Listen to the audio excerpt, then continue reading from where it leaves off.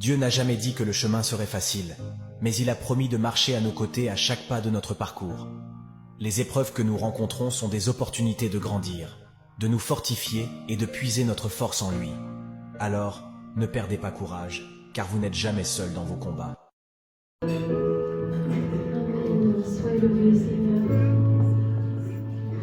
Sois élevé dans nos vies, Seigneur. Oh, je veux unir ma voix à celle des anges ce matin. Chanter encore, mais oh, que tu es digne, qu'il y a Dieu de Dieu. Tu es Dieu de gloire et je veux t'adorer, t'adorer. Je veux t'apporter un parfum de reconnaissance ce matin, un parfum d'adoration. Que tu sois heureux, Seigneur, de me voir ce matin dans ta présence.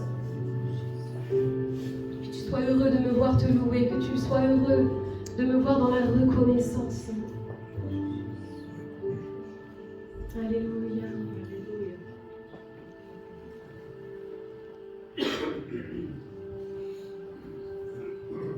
Dieu de gloire, je t'adore. Ton nom s'élève en majesté de mes lèvres. Je célèbre ta victoire, ton règne, ton autorité.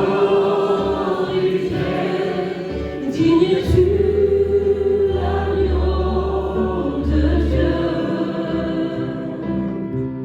Digne es-tu, agneau de Dieu. Tous les anges ensemble acclament la puissance de ton nom.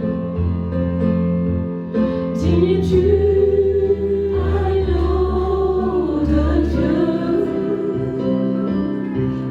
Digne es-tu, agneau de Dieu. L'univers entier proclame la beauté de ton saint nom. Dieu de gloire, je t'adore. Ton nom s'élève en majesté de mes lèvres. Je célèbre ta victoire, ton règne, ton autorité. Digne es-tu, agneau de Dieu. Digne es-tu, agneau de Dieu. Tous les anges ensemble acclament la puissance de ton nom. Digne es-tu, agneau de Dieu. Digne es-tu, agneau de Dieu. L'univers entier proclame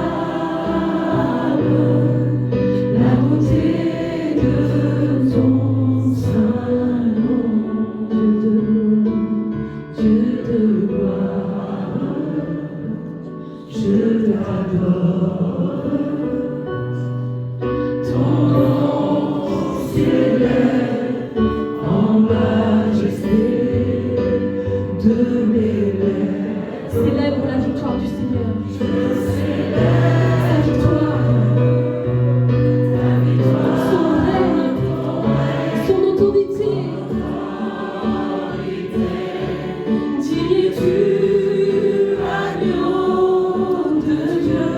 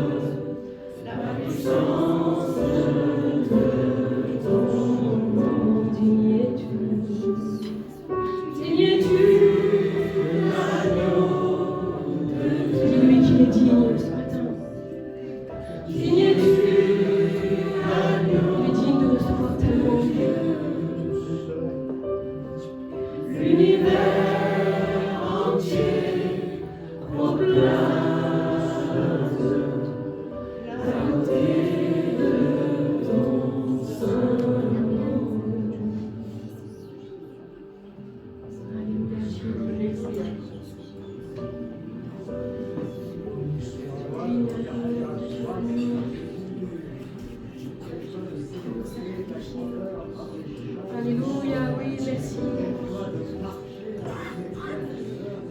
Quelle joie, Seigneur, d'être dans ta présence, de pouvoir chanter ces louanges. Digne de recevoir, Seigneur, nos mains levées, cœur incliné devant toi. Amen.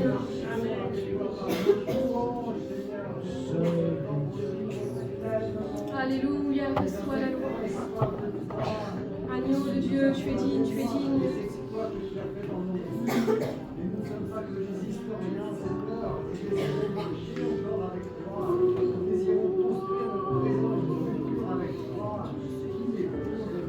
Amen, amen. Entends notre reconnaissance ce matin. Nos voix qui te louent, Seigneur. Toi qui t'acclames avec tout l'univers entier, avec les anges entiers. Nous élevons le beau nom de Jésus. La puissance de ton nom, la beauté de ton nom.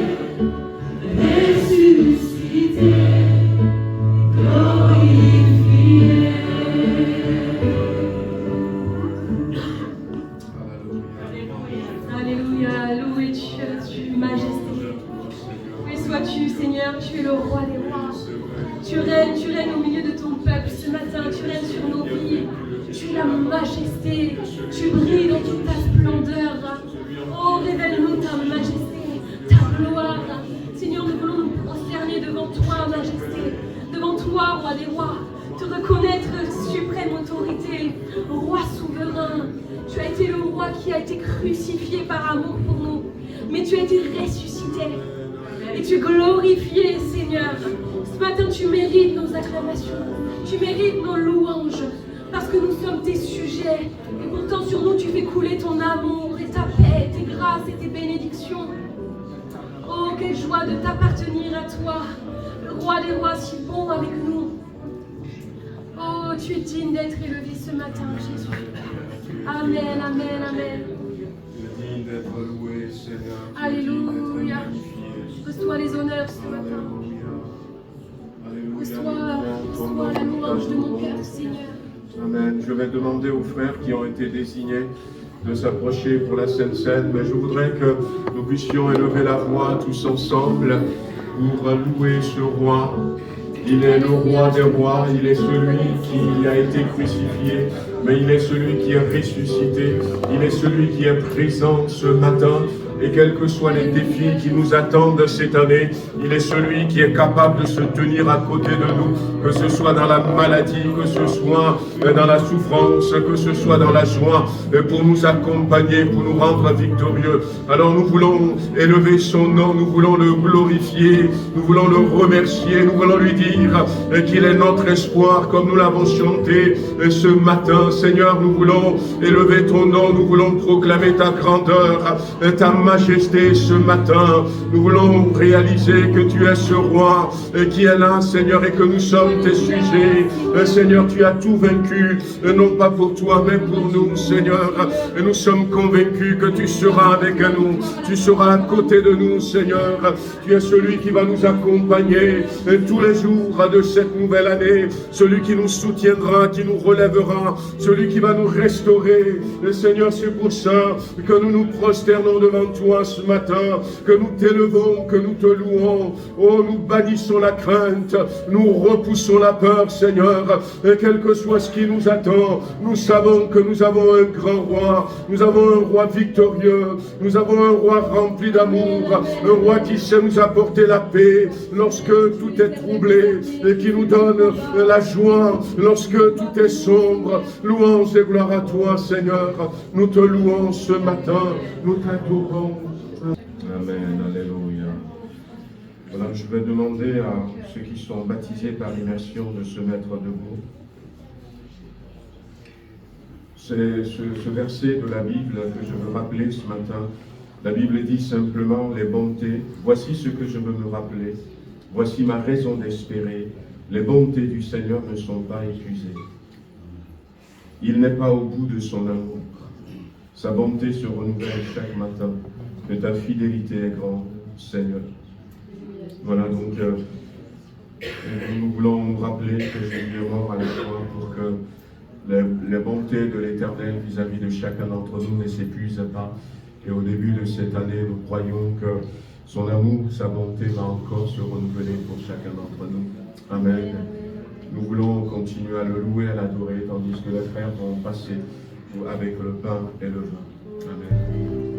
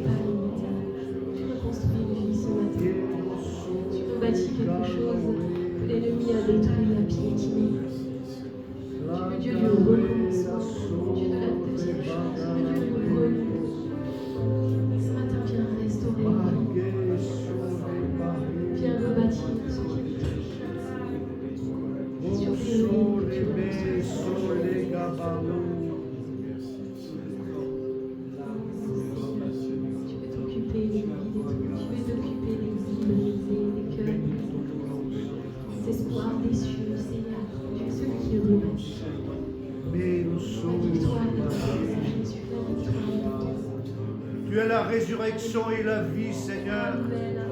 Et nous qui étions morts dans nos péchés, tu nous as rendus à la vie.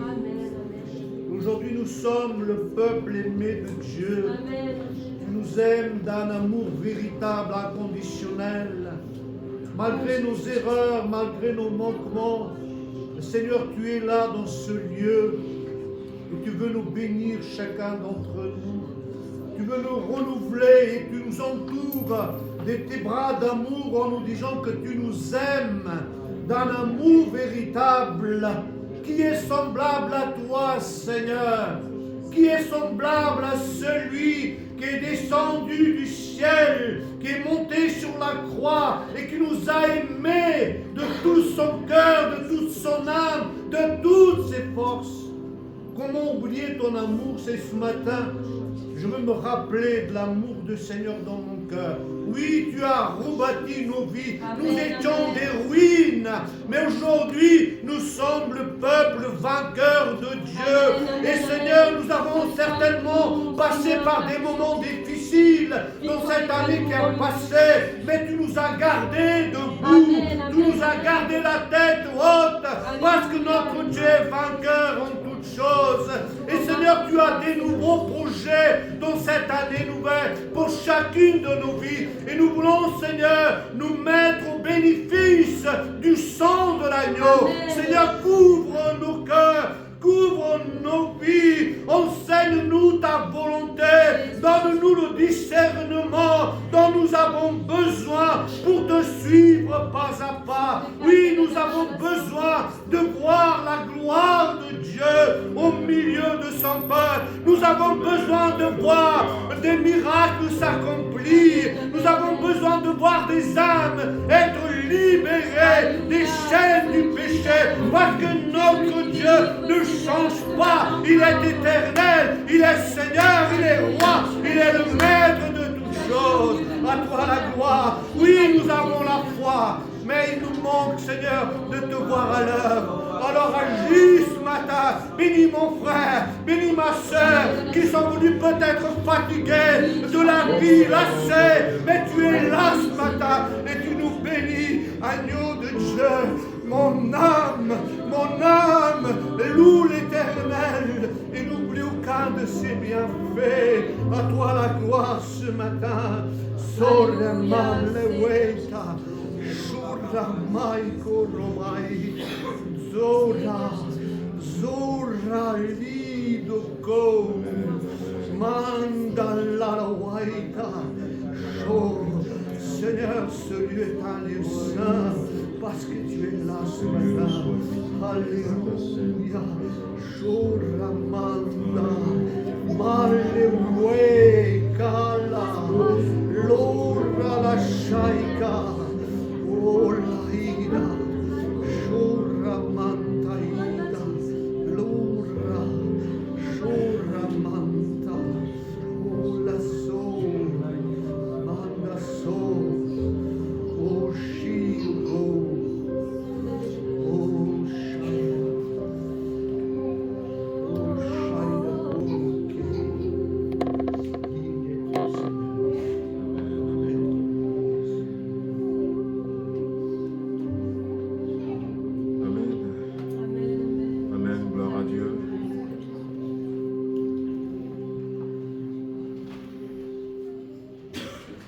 Gloire à Dieu, louange à son nom. On va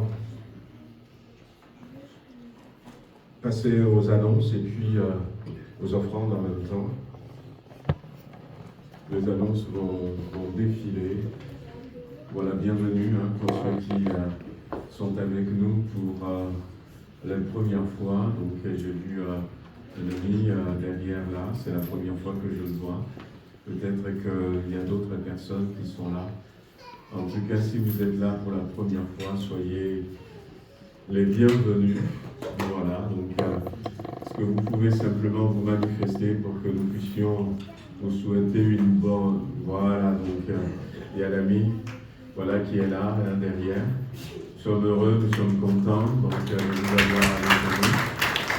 Merci Seigneur, que le Seigneur vous bénisse. Voilà, donc, encore une fois, nos meilleurs vœux, les meilleurs. Que la grâce du Seigneur Jésus-Christ, l'amour de Dieu le Père et la communion du Saint-Esprit soient avec chacun tout au long de cette année. Amen. Voilà, dimanche prochain, on va avoir un temps de jeûne et prière jusqu'au vendredi 17. Le but, c'est accomplir tes œuvres dans le cours des années. Donc, c'est Habacuc qui a cherché la face de l'Éternel. Les choses n'allaient pas bien. Et Dieu va lui donner une parole forte, une parole prophétique que nous connaissons jusqu'à aujourd'hui. Et Dieu va lui donner cette promesse et Dieu va lui dire si la promesse tarde, attends-la. Parce qu'elle s'accomplira certainement. Et quelque temps après, Habacuc va aller dans la prière et va dire accomplis tes œuvres. On pourrait dire à la place de ton œuvre, on pourrait dire ta promesse. Je crois que Dieu a de belles choses pour nous et nous voulons les vivre cette année. Amen. Amen. Voilà, donc on se retrouvera tous les jours de lundi à vendredi à 12h30 pour ceux qui le peuvent. Et puis tous les soirs à 19h, on mettra un lien pour ceux qui ne peuvent pas. Et nous voulons passer ce temps dans la prière et dans le jeûne. Voilà, vous rappelez à nos sœurs qu'ils ont un temps de partage biblique, de prière, autour d'un repas tiré des sacs, le dimanche 19, à partir de 12h. Elles veulent manifester leur reconnaissance pour l'année 2024 et aussi envisager comment avancer en 2025. On aura un service de baptême, donc le dimanche 26 janvier. On aura aussi un temps d'agape. Voilà, donc merci Seigneur pour tous ces bien-aimés qui sont inscrits. Au jour d'aujourd'hui, on a 8 personnes qui se sont inscrites pour se faire baptiser.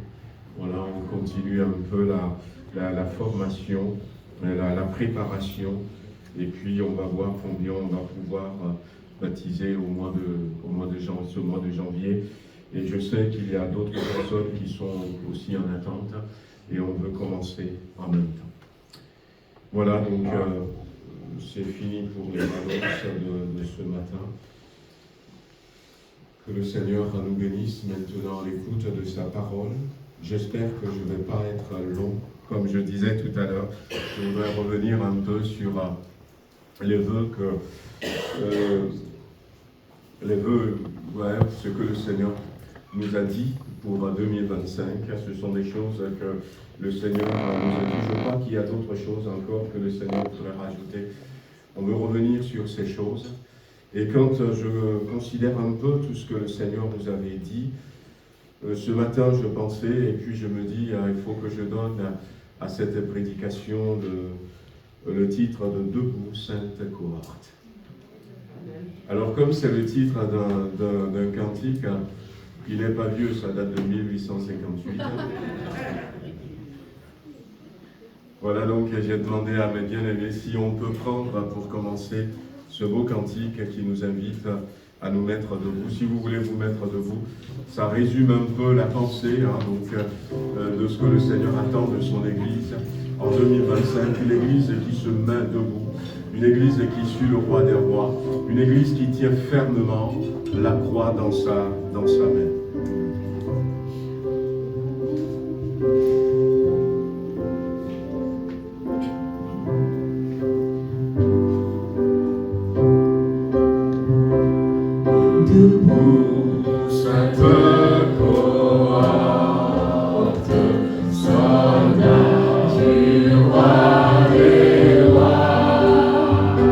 Tenez d'une main forte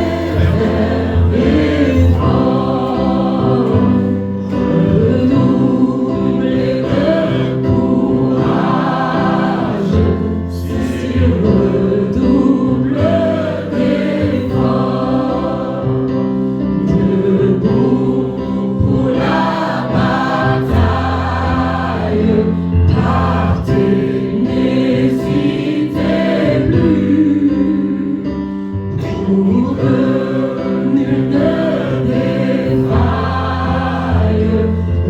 Regardez à Jésus.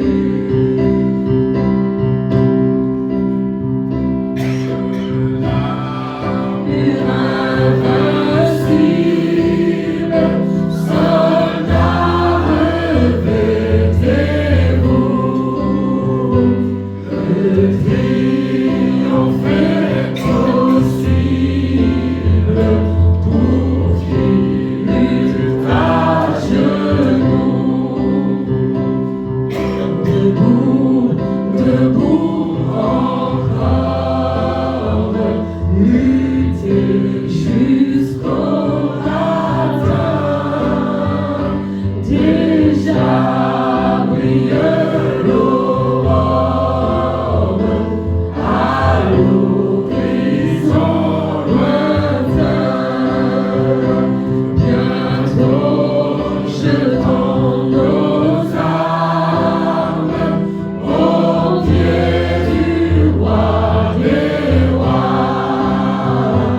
Les chants après les larmes, le trône après la croix.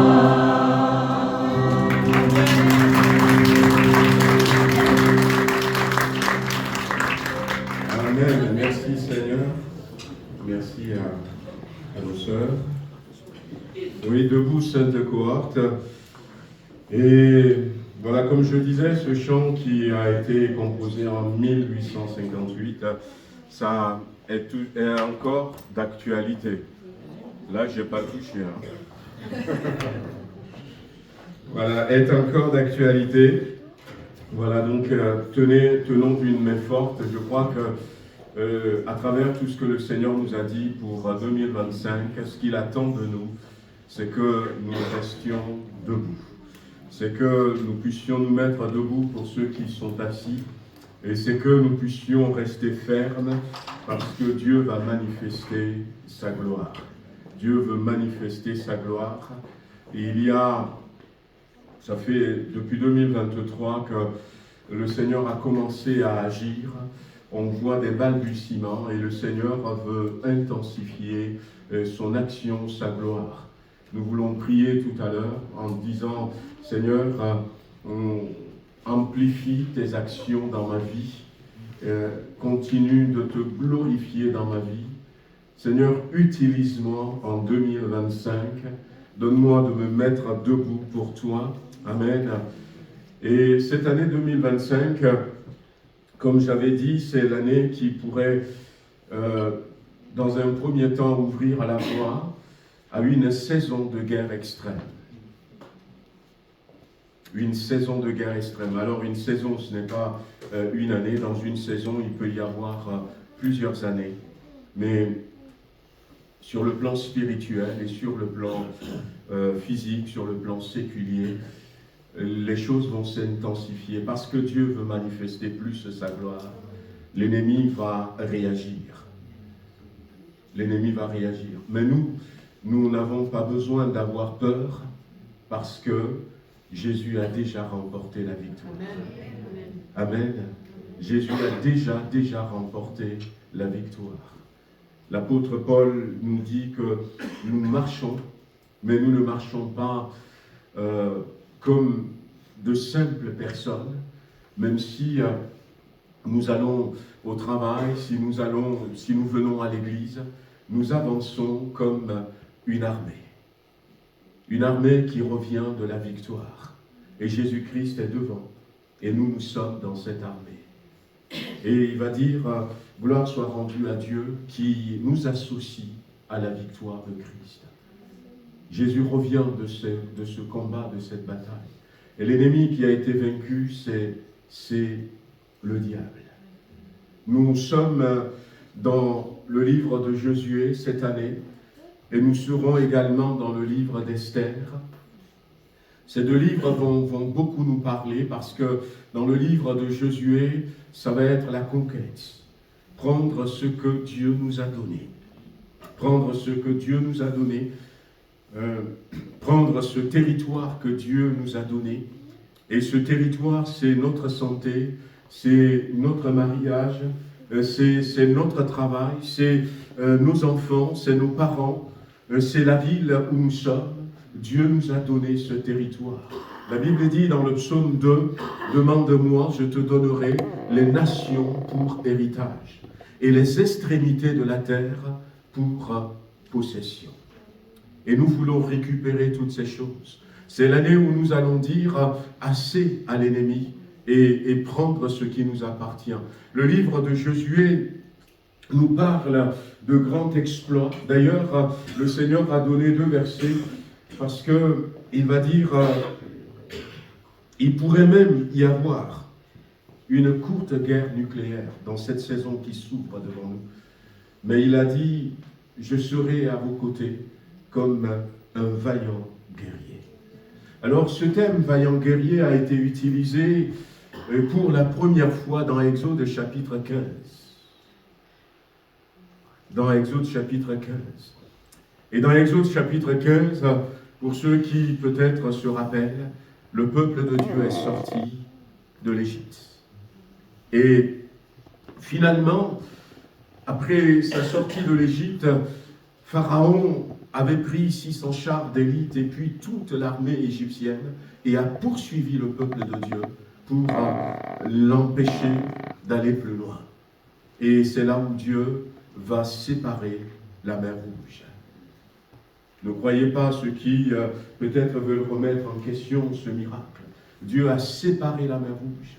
Mais avant de séparer la mer Rouge, Dieu a mis une colonne de feu devant l'armée égyptienne. Et l'armée égyptienne ne pouvait pas traverser le feu. S'il y en a quelques-uns qui ont essayé, ils ont été brûlés, carbonisés. Et cette colonne de feu était là, et Dieu a séparé la mer Rouge, et a attendu que même le dernier, le plus âgé, le plus fatigué, soit passé.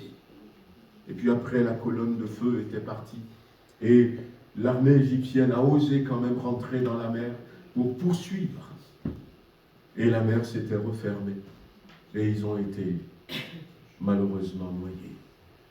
Dieu a dit qu'il sera avec nous comme un vaillant guerrier. Mais Dieu va dire aussi que le chef de l'armée de l'Éternel se manifestera. Et là, c'est dans le livre de Josué. Nous sommes dans le livre de Josué. Josué va commencer cette conquête de ce territoire. Et Josué va commencer par la ville de Jéricho. La Bible dit que la ville de Jéricho est une ville barricadée. Et personne ne pouvait entrer, personne ne pouvait sortir. Il y avait, les murs de Jéricho étaient des murs épaisses. Il y a des gens qui habitaient, qui ont construit leur maison dans le mur. Et l'histoire a dit que sur les murs de Jéricho, pour dire à quel point ces murs étaient épaisses, pouvaient circuler côte à côte 6 chars. Imaginez la taille de ce mur.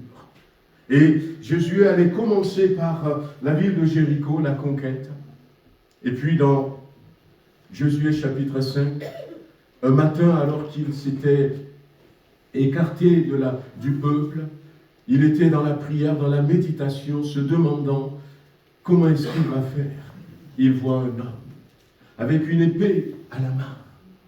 Alors Josué n'avait pas eu peur parce que lui-même était un guerrier. Il s'était avancé vers cet homme et lui a dit, « Est-ce que tu es des nôtres ou est-ce que tu es contre nous ?»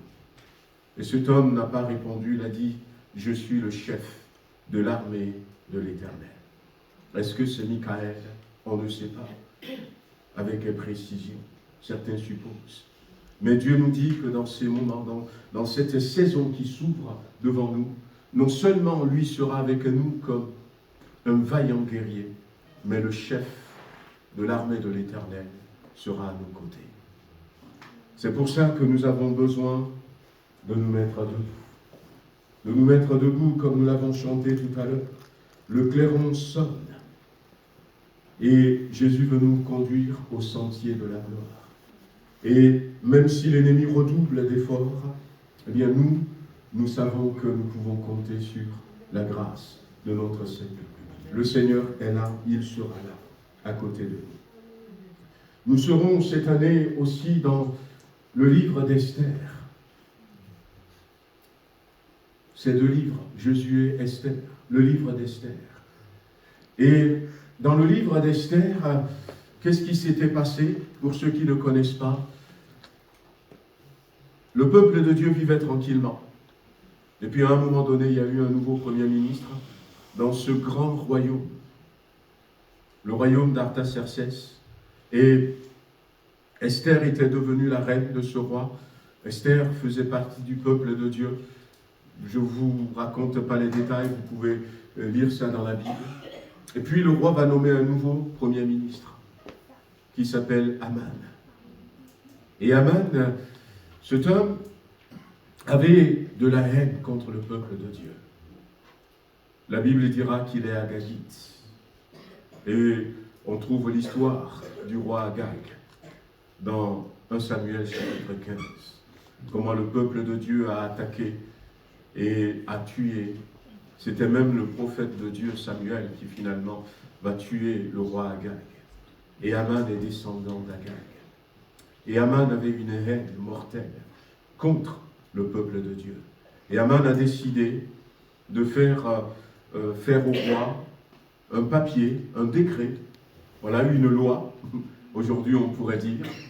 Et la loi a été promulguée que le 13 du mois de décembre, par exemple, on va tuer tout le peuple de Dieu, un peu partout, dans 127 provinces. On dira aujourd'hui dans 127 pays. Tout le peuple de Dieu. Et puis, Mardochée va demander à sa nièce, Esther, d'intercéder auprès du roi. Il y aura ce temps d'intercession, frères et sœurs. Mais ce n'est même pas là où je voudrais nous amener. Et finalement, Esther, poussée par Mardochée, va jeûner, va prier. C'est pour ça que des moments de jeûne et prière aussi sont importants. Et quand, au final, elle va se présenter devant le roi, ce qui va se passer quand Esther va dénoncer Aman. La sentence du roi était formelle. Aman a été tué. Le roi a demandé que Aman soit tué. Aman avait mis un pieu en terre et il voulait pendre Mardochée, l'oncle d'Esther, et sur ce pieu, il a été pendu. Et là, nous voyons l'image de ce qui s'était passé à la croix, où le diable croyait, crucifier Jésus-Christ, mais c'est le péché, c'est Satan qui a été vaincu par la croix. Mais nous serons dans le livre d'Esther, pourquoi? Parce que la plupart d'entre nous, on vit comme ça, on dit, ça y est, l'ennemi est vaincu. Et je l'ai dit aujourd'hui, tout à l'heure, Satan est vaincu, le péché est vaincu. La mort est vaincue, l'enfer est vaincu. Jésus a remporté toutes ces victoires pour nous. Mais ce qu'on oublie souvent, c'est que la loi qui avait été votée, eh bien, cette loi n'a pas été abolie. Cette loi n'a pas été abolie. C'est comme en France aujourd'hui. Quand il y a une loi qui a été promulguée, il faut une autre loi pour abolir la première loi. Certes, Aman était mort, mais le décret court toujours. Et aussi, il y a la femme d'Aman, il y a les enfants d'Aman, les 10 garçons qu'il a. Et quand je vous expliquerai peut-être ce que veut dire chacun des noms qu'il avait donnés à ces 10 garçons, ce n'est rien de bon pour le peuple de Dieu. Et c'est pour ça que nous devons continuer à intercéder. Cette année sera une année où le Seigneur se tiendra à nos côtés, une année où le chef de l'armée de Dieu va combattre à notre côté. Mais nous avons besoin de combattre. Nous avons besoin de combattre. Si nous ne combattons pas, nous n'aurons pas la victoire. Ils seront là à nos côtés, non pas pour faire la guerre à notre place. Et c'est pour ça que nous avons besoin, frères et sœurs, de nous mettre debout. La Bible dit que les armes avec lesquelles nous combattons ne sont pas charnelles. mais elles sont puissantes par la vertu de Dieu, par la vertu du Saint-Esprit. Nous n'avons pas d'armes faibles, mais nous avons des armes puissantes. Elles sont puissantes pour renverser des forteresses. Les armes avec lesquelles nous combattons sont puissantes pour repousser l'ennemi. Pour repousser l'ennemi. J'avais raconté l'année dernière à certains que dans des moments de combat, de combats compliqués, de combats difficiles, de combats durs, alors que j'essayais de baisser la tête, alors que j'essayais de me laisser emporter par le découragement, j'aurais dû peut-être persévérer. Et des fois, je me disais, mais non, c'est trop compliqué, c'est trop difficile. Et Dieu m'avait fait une grâce. Dieu m'avait fait une grâce. Voyez, nous avons besoin de combattre, mais nous avons besoin de la parole de Dieu. Nous avons besoin de lui pour que nous puissions appliquer ses stratégies. Les stratégies de Dieu. Et non pas nos stratégies. Parce que l'ennemi avec lequel nous combattons, ce n'est pas la chair, ce n'est pas le sang. La Bible nous dit, dans Éphésiens chapitre 6. Et comment est-ce que Dieu m'avait aidé dans ce combat que je menais alors qu'il voyait, comme j'étais dans un état comme Élie, découragé en disant, il vaut mieux que je meure. Dans une révélation, dans une vision, Dieu m'a montré la vraie nature du diable. Il me l'avait montré. Il m'a dit, voilà celui qui te combat. Et quand je l'ai vu, je me dis, mais c'est par ça que je me suis laissé vaincre. Eh oui, mon enfant. Je me suis secoué. Et j'ai repris le combat. Et j'ai repris le combat. Et je suis là, j'ai refusé de capituler. Dieu a des moyens, il a des stratégies. J'ai marqué sur le papier que je vous ai envoyé que Dieu va nous donner la capacité de rester fort et victorieux, mais il va nous donner aussi la stratégie pour combattre de la bonne façon, de la bonne manière. Et pour ça, nous avons besoin de deux choses. Nous avons besoin de rester attachés à la Bible. Aujourd'hui, il y a, voyez, des versets comme « Aide-toi, le ciel t'aidera » qui circulent. Non, ce n'est pas un verset, ça. Ouais. Il y a beaucoup de paroles qui circulent aujourd'hui.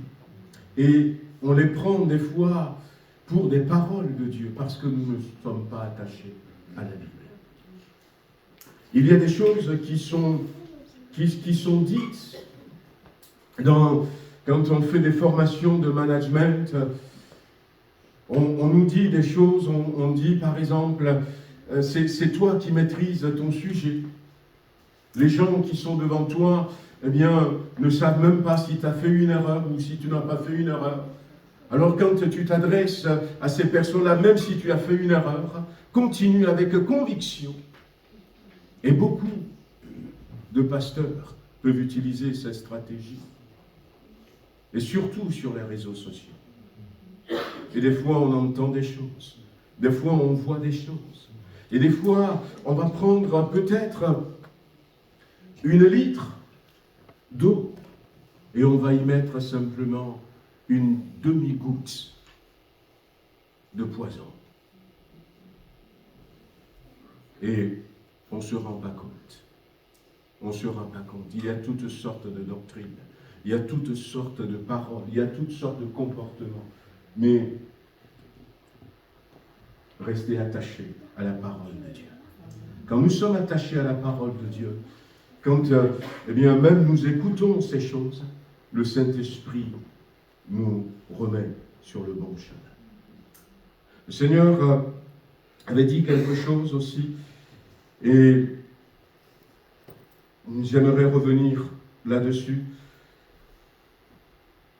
parce que quand Dieu parle et le Seigneur dit « Attention à cette nouvelle tendance », qui veut que les chrétiens fassent leur vie chrétienne sans se rattacher à une église. Attention à cela. C'est le peuple de Dieu qui va remporter le combat.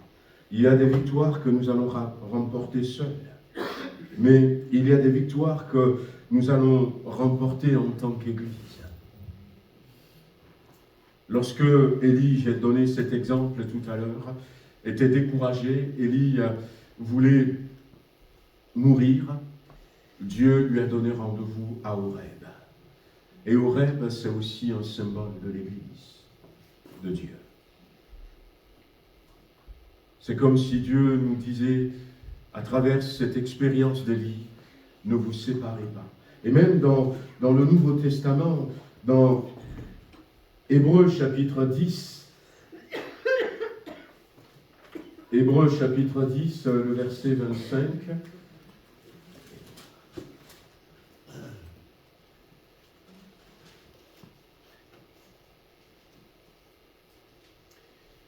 Hébreux chapitre 10, verset 25, l'auteur nous dit « N'abandonnons pas notre assemblée, comme c'est la coutume de quelques-uns, mais exhortons-nous réciproquement, et cela d'autant plus que vous voyez s'approcher le jour. » Et à la fin de ce chapitre, le verset 39 dit « Nous ne sommes pas de ceux qui se retirent pour se perdre, mais de ceux qui ont la foi pour sauver leur âme. » Alors, attention à cette tendance, nous disait Dieu. Mais je sais qu'il y a beaucoup de choses qui peuvent nous décourager, nous pousser à quitter une église. Et des fois, on a des raisons légitimes, peut-être découragé par le pasteur. Je ne m'épargne pas. On peut être découragé par un frère, par une sœur, mais que le Seigneur nous donne de comprendre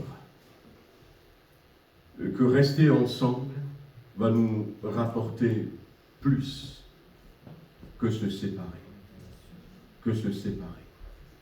Et même que le Seigneur nous donne de ramener certains, que le Seigneur nous donne d'apprendre, comme la Bible le dit, au lieu de considérer mes propres intérêts, de considérer aussi ceux des autres. Que sur certains points que je puisse considérer plutôt les intérêts des autres. La Bible ira jusqu'à dire supporter quelque injustice de la part de vos frères, de vos sœurs. Que le Seigneur nous apprend ça. Que le Seigneur nous apprend aussi à lutter contre, à résister cette tendance. C'est vrai que la tentation peut être très forte. Du mauvais côté ou du bon côté. Du mauvais côté dans ce sens que, eh bien, on peut être blessé dans l'Église. Pour le moment, ça arrive, malheureusement. Et quand on est blessé, on peut décider de partir. Moi, ça m'était arrivé, non pas une fois, comme certains au milieu de nous. Et puis, j'ai choisi quand même de rester. Et puis, il y a aussi l'autre côté où, à un moment donné, avec des amis pasteurs, ça a commencé au Togo et ça a continué ici en France. Où on se dit, mais eh bien, on peut créer notre église. Il y en a plein sur la région lyonnaise à côté, et même à Villefranche. On peut créer notre église. On peut faire chambre à part. Oui, on ne s'en va pas pour... Oui, mais est-ce que c'est ce que le Seigneur veut? Je suis pour la multiplication des églises. Et ma prière, c'est qu'il y ait plus qu'une église pentecôtiste sur Villefranche. Et surtout, quand on prend notre département, nous sommes la dernière église au nord de notre département du Rhône, la dernière église pentecôtiste. Et il y a toute une zone blanche. Je veux que les églises se multiplient, mais de la bonne manière. Parce que le Seigneur nous pousse à le faire, parce que le Seigneur veut sauver des âmes, non pas parce que j'estime que, eh bien, j'ai la capacité d'être pasteur et puis je vais m'auto-proclamer pasteur, non pas peut-être parce que j'ai besoin d'argent et que j'arrive pas à travailler et puis du coup je vais dire mais ça va être un métier pour moi, ou encore parce que j'estime qu'on ne me respecte pas assez, je ne sais pas. Il y a différentes raisons qui peuvent nous pousser. Mais quelles que soient les raisons, que le Seigneur nous aide à rester attachés à l'Église. Le Seigneur nous le demande. Mais cette année 2025 sera une année de plus grande moisson. De beaucoup plus grande moisson. Le Seigneur a parlé, il y avait, certains se rappellent, on en avait parlé un peu, un réveil qui avait commencé parmi les étudiants dans une université à Asbury, dans l'État de Kentucky aux États-Unis. Et puis ça va impacter plusieurs universités. Quelques-uns de ces étudiants sont rentrés dans leur église et ont mis le feu en Californie, dans le Tennessee. Et puis ça a continué. Ça, on n'en parle peut-être plus, parce que quand ça avait commencé, ils faisaient du direct 24 heures sur 24 sur YouTube et un peu partout dans le monde, les gens ont suivi. Peut-être qu'ils ont arrêté ça, mais ça a continué. Et le Seigneur dit que, eh bien, ça va continuer.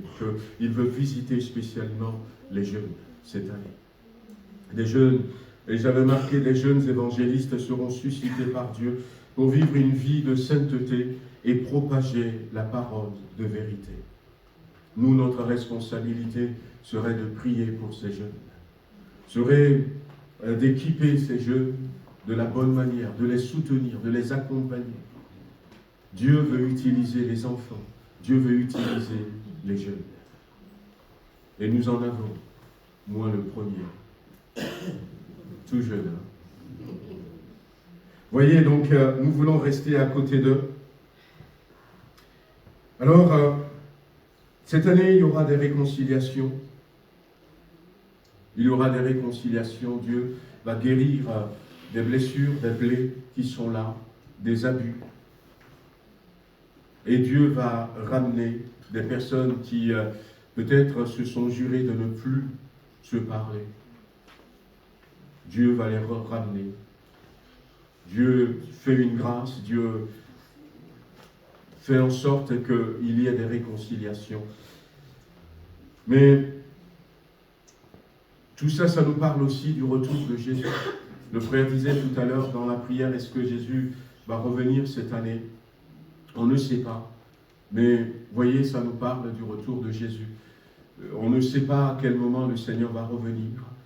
Mais quand Dieu se met comme un vaillant guerrier, c'est parce que le peuple est sur le point de sortir définitivement de l'Égypte. Et le peuple va sortir par un chemin qui va être tracé par Dieu, la mer qui se sépare, le peuple qui passe, et la mer qui se referme, parce qu'il ne faut plus revenir en arrière. Et la Bible dit que quand Jésus va revenir, il va se passer quelque chose d'extraordinaire. Les gens vont s'élever en un clin d'œil. Et on va partir au ciel. Dans un endroit, on dit au ciel, mais on va aller rencontrer Jésus-Christ dans un endroit. Et ça va être un événement, ça va se passer en un clin d'œil, mais le monde verra. Le monde verra.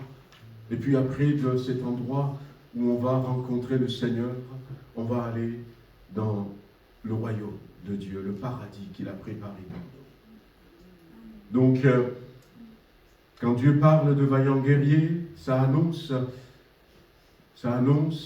le retour de Jésus-Christ. Le Seigneur a dit, c'était un exemple que Dieu m'avait donné. On était en voyage, voyage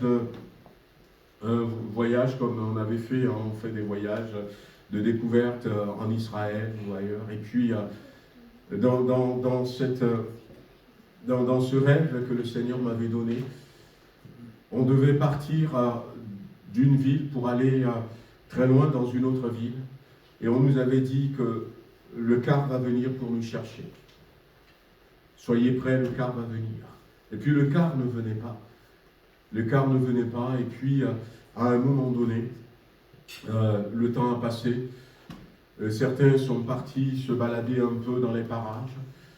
Puis il était midi et on nous a dit, en attendant, si certains ont faim, le restaurant est ouvert, vous pouvez aller manger quelque chose. Et puis certains sont partis, d'autres sont fatigués, et puis ils ont dit, on va fermer les yeux. Et à un moment donné, le car était arrivé. Et puis on tape des mains, on dit, le car est arrivé, on y va. Et on a pris nos valises qui étaient prêtes pour rentrer dans le car. Et certains, malheureusement, sont restés. Parce que certains sont remontés dans leur chambre pour aller faire une sieste. Et le chauffeur du car disait qu'il ne peut pas traîner. Déjà, il avait été pris dans des bouchons. Mais là où on va, c'est très loin, il ne peut pas traîner. Et c'est seulement quand on était rentré dans le car qu'on a réalisé finalement qu'il y a quelques-uns qui ne sont pas là. Et le Seigneur disait, c'est comme ça que ça va se passer. Même si vous voulez faire quelque chose, assurez-vous que vous êtes prêts. Que vous êtes prêts. Parce que quand ça va arriver, on n'aura peut-être pas le temps. Et on le voit bien dans Matthieu chapitre 25. On n'aura pas le temps d'aller chercher de l'huile et revenir. Est-ce que c'est cette saison? Je ne sais pas. Une dernière parole que j'aimerais partager avec vous. C'est vrai que cela demandera de la consécration, cela demandera des sacrifices. Et le Seigneur dira, les églises qui vont s'investir pour le royaume de Dieu vivront ces choses et vivront un réveil. Mais attention, il ne faut pas privilégier la facilité. Vous allez perdre beaucoup de temps si vous privilégiez la facilité. Donc je crois que c'est l'année où il faut prendre sur nous, vraiment prendre sur nous, et nous dire, je veux travailler. Un verset de la Bible nous dit, occupe-toi jusqu'à ce que je vienne. Et nous voulons nous investir, nous voulons nous donner. On ne sait pas combien de temps ça va durer, mais ce qui est sûr, c'est que si on se donne, si on est prêt à se sacrifier pour que ce projet de Dieu s'accomplisse, eh bien ça s'accomplira à travers nous. C'est nous qui allons vivre des victoires, de belles victoires. La moisson va continuer. Et le Seigneur veut sauver. Comment est-ce qu'il va sauver? Eh bien, il y aura des guérisons spectaculaires. Il y aura des guérisons spectaculaires. Et moi, je veux que ça se passe maintenant. Regardez notre nation de la France. Il y avait une parole pour la France. Et le Seigneur disait, en France et dans le royaume, et dans l'Union européenne, je vais aller jusqu'à toucher des populations de certaines communautés. Je veux les toucher, je veux les amener à moi. Et c'est à nous de dire, Seigneur, tu as dit, accomplis tes œuvres dans le cours des années. Accomplis tes œuvres. Nous voulons plus que jamais nous investir pour les membres de nos familles qui ne sont pas à Christ. On a nos papas pour certains, nos mamans pour d'autres. On a nos enfants, on a peut-être des cousins, des cousines que nous aimons bien. Mais est-ce que c'est impossible à Dieu de les sauver? Non. Mais c'est l'année où Christ veut manifester toute sa vie à travers nous. Vraiment, il veut manifester toute sa vie à travers nous. Quand on était à la longue veille, j'avais posé une question, c'était cette question que j'avais posée, c'était ma prédication. J'avais distribué à chacun. Le premier, c'était quel est ton verset préféré? Et puis le deuxième, est-ce que tu as un personnage préféré dans la Bible? Les frères et sœurs ont répondu. Et la troisième question, qui est Dieu pour toi? Comment est-ce que tu l'appelles? quel nom donnes-tu à Dieu? Jésus va l'appeler Dieu. Quand Jésus enseigne, il va dire Dieu. Et Jésus va l'appeler aussi Père. Il va dire par exemple, quand vous priez, dites notre Père qui est aux cieux. Mais ce n'est pas là où il y a l'intimité avec le Père pour Jésus. À un moment donné, on ne s'attendait pas. Et Jésus va l'appeler Abba. Abba. Et je crois que ceux qui étaient autour doivent être étonnés. Nous, on appelle Seigneur, on appelle Dieu, mais comment est-ce que nous le connaissons? Comment est-ce que nous le connaissons? Au début, Dieu va se révéler à Abraham.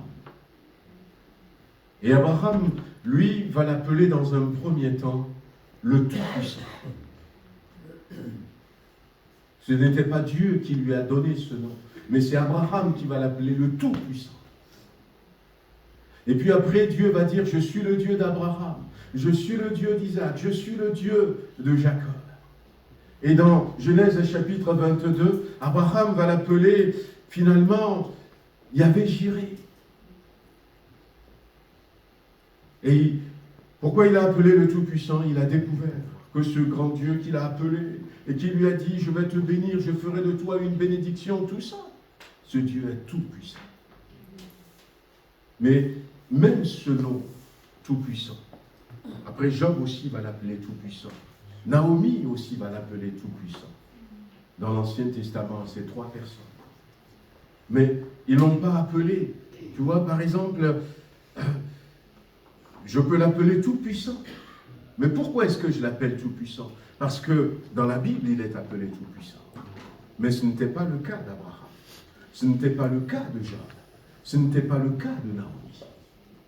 Chacun d'entre eux a appelé Dieu le Tout-Puissant parce qu'ils ont vécu quelque chose et ils ont réalisé qu'il est véritablement le Tout-Puissant. Qui est Dieu pour nous? Qui est Dieu pour nous? Je peux l'appeler Père fidèle parce que c'est mon Père, mais parce que j'ai vécu quelque chose et j'ai vu sa fidélité. Et c'est pour ça que sur mon profil de WhatsApp, j'ai marqué ce verset qui dit, eh bien, je ne vais pas renoncer à ma fidélité. Parce que ce que j'ai vécu, ça m'a prouvé qu'il n'est pas simplement mon Père, mais il est mon Père fidèle. Jésus veut communiquer sa vie à travers nous. Bien-aimés, si on se lève, comme on l'a chanté tout à l'heure, la vie de Jésus, comme on l'a chanté aussi, dans un chant tout à l'heure qui parlait de la vie de Jésus, va se manifester à travers nous. Et quand la vie de Jésus va se manifester, nous allons voir que nous allons bouleverser le monde. Nous allons bouleverser le monde. Nous allons continuer à écrire ce livre des Actes des Apôtres. Les choses seront complètement différentes. L'ennemi va s'opposer, mais nous savons qu'il est vaincu. Et ce n'est pas pour autant que nous voulons baisser les bras, parce que la loi qu'il avait promulguée, ça court toujours. Nous voulons que cette loi soit abolie. Ce que l'ennemi a dit sur ma vie, ça court toujours. Et je veux que ça s'arrête. L'ennemi a dit peut-être que toi, tu ne réussiras jamais. L'ennemi a dit que toi, tu ne finiras pas avec la dépression. L'ennemi a dit que toi, tu n'auras jamais la paix dans ton foyer. L'ennemi a dit que tes enfants ne se convertiront pas. L'ennemi est vaincu, mais ce qu'il a dit, ça court toujours. Et nous voulons nous lever pour renverser ce que l'ennemi a dit. Nous voulons nous lever pour prendre de force ce que Dieu nous donne. Parce que comment est-ce que ça fonctionne? L'ennemi a dit, mais écoute, tu vas rester dans la dépression. Et il va mettre sur mon chemin des gens qui vont m'encourager à rester dans la dépression. Mais mon Dieu me dit, pour toi, j'ai une santé. Et je disais qu'il y avait quelqu'un qui me disait, Santé de fer, ça fait longtemps que je n'ai plus entendu ça. Je me souhaitais les vœux. Santé de fer. Et puis je dis, ah ben tiens, je crois que quand on était au Togo, on devait le dire, mais bon, c'est vrai, santé de fer. Mais Dieu dit, mais j'ai mis pour toi la santé, une santé radieuse, rayonnante, une santé qui va contaminer les autres. Mais l'ennemi te dit, et c'est à moi de me lever et de rejeter ce que l'ennemi me dit, de repousser ce que l'ennemi me dit, et de lui dire, non Satan, tu es menteur. Je ne vais pas rester dans la déprime. Il va te dire même, regarde, ton arrière-grand-mère est morte de dépression, ta maman aussi est morte de dépression. Et tes frères et sœurs, ils sont tous dans la dépression. C'est génital, tu ne peux pas. La Bible dit, celui qui est en Christ est une nouvelle créature. Les choses anciennes sont passées et toutes choses deviennent nouvelles. Nous avons besoin de nous lever, frères et sœurs, dans la prière, dans la détermination, dans le courage et prendre ce beau territoire que Dieu a placé devant nous. La France sera sauvée. Amen. La France sera sauvée, frères et sœurs, si nous nous levons. Parce que la France, c'est nos cousins, c'est nos cousines, c'est nos patrons, c'est nos collègues. Et nous allons les prendre. Villefranche sera sauvée. Amen. On va prier. On va prier. Que ta vie se manifeste à travers moi. Voilà. Que ta vie se manifeste à travers moi, Seigneur. Sa pleine vie. La vie de Jésus, c'est la paix. La vie de Jésus, c'est la joie. La vie de Jésus, c'est la victoire. La vie de Jésus, c'est la guérison. La vie de Jésus, c'est la délivrance. La vie de Jésus-Christ, c'est le salut pour ceux qui ne le connaissent pas. La vie de Jésus, ça change, ça bouleverse tout.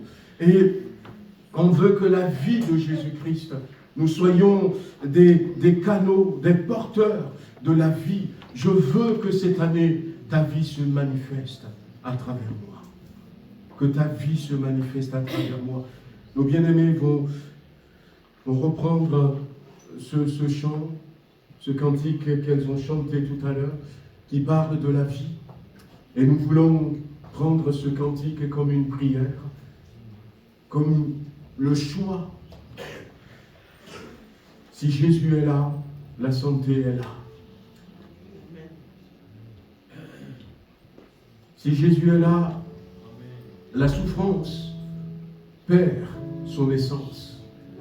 On peut traverser des moments difficiles. Celui qui avait composé ce chant debout sainte cohorte, il avait commencé de composer ce chant et puis il était mort. C'était un jeune pasteur qui était parti dans une grange. Et qu'est-ce qui s'était passé? Sa veste a été prise dans l'engrenage du meule qui tournait et son bras a été arraché. Il a perdu beaucoup de sang. Quelques heures plus tard, il allait mourir. Mais avant de mourir, il avait commencé à encourager ses frères, ses collègues, sa famille qui était là. Et puis ça a continué. Ils ont rajouté d'autres paroles. La vie de Jésus-Christ change tout. Ça change tout, frères et sœurs. La semaine, on voulait pas vous laisser sans ces paroles de victoire pour toute cette journée, pour toute cette année. Voilà, dans la présence de Jésus, nous avons la victoire. Merci pour sa vie. Merci pour sa vie, qu'elle vous accompagne.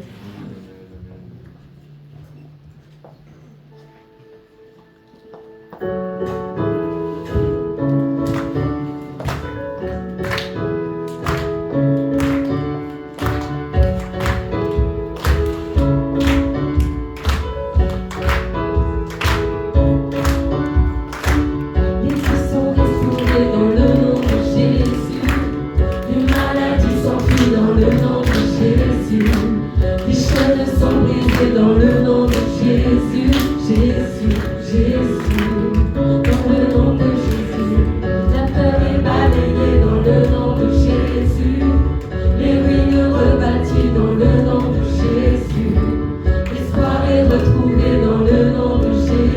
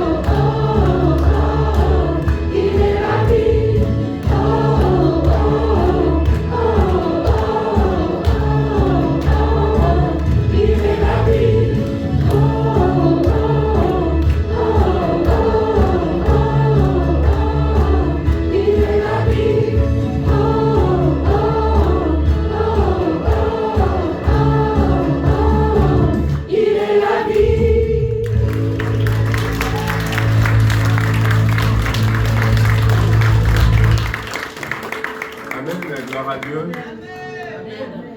Voilà, on va... Les paroles sont des paroles vraies, des paroles de ce que nous cherchons à vivre aussi cette année. Et on va peut-être reprendre le refrain, hein. Il est la vie, mais avant cela, on va prier. Amen, on va prier. On va prier. Mais ce matin, je voudrais qu'on prie les uns pour les autres. Voilà, vraiment que tu prends ton frère, tu prends ta sœur, parce qu'on aura besoin d'être unis cette année. On aura vraiment besoin d'élever l'autre pour que l'autre puisse monter. Donc, je ne sais pas, prenez quelqu'un et puis on veut avoir un temps de prière. Moi, je vais prier pour notre sœur Élodie. Voilà. Voilà, moi je vais prier pour Élodie. Élodie, hein, donc on a prié pour elle, donc elle s'est fait opérer. Ça a duré très très long, elle devait 7 heures d'opération pour essayer de voir si on peut lui mettre une poche parce que l'estomac a été enlevé, plusieurs organes. L'opération s'est bien passée, merci Seigneur, et on veut prier pour que cette sœur soit complètement rétablie. Amen. Moi je veux prier pour elle. Et puis, mais priez pour quelqu'un. Pendant quelques minutes, prions pour un frère et une sœur, prions pour quelqu'un. Voilà. Et puis après, on reterminera avec le verset. Si tu veux prier. Voilà.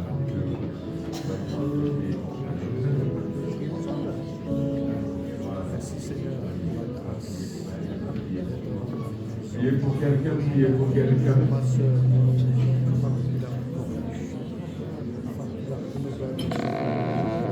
Seigneur notre Dieu, nous sommes là devant toi ce matin. Nous voulons que cette année, il y ait une unité, Seigneur, qui naisse dans cette église. Merci de nous aimer,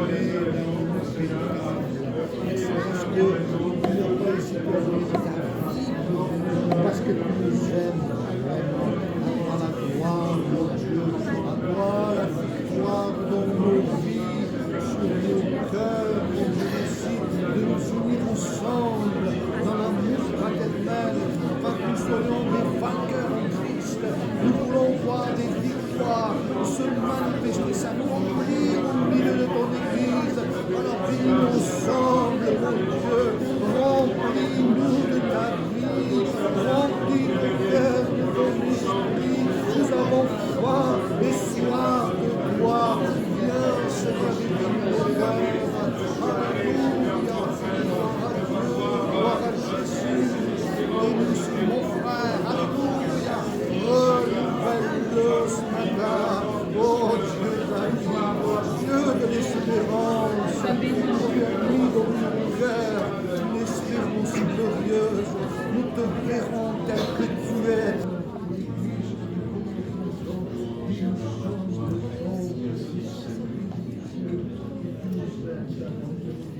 Amen, alléluia. Que le Seigneur nous donne de prospérer cette année.